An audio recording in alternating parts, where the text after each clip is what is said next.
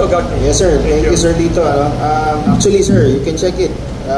Siguro sa administration na to, isa sa pinakamalaki ang sakote, anti-smuggling drives natin. You can check it, even dun sa Subic, marami tayong nahuli.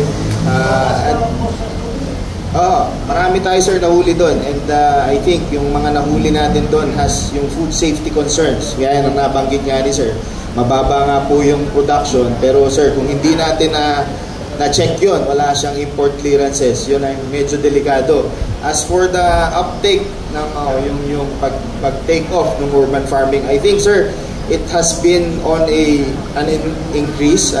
We have thousands, especially dito sa lungsod ng Quezon City. Just this start of last week, sir, may mga 80,000 participants na sila, urban farmers, mga 4,000 farms I think, and that's only for Quezon City.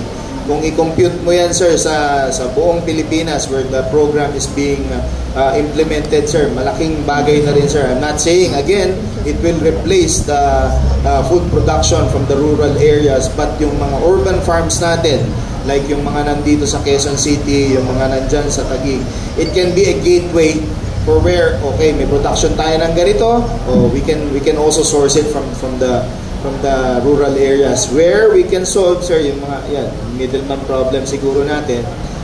But again, yung urban agriculture sir can be a complement again kasi pabababain niya yung logistics cost.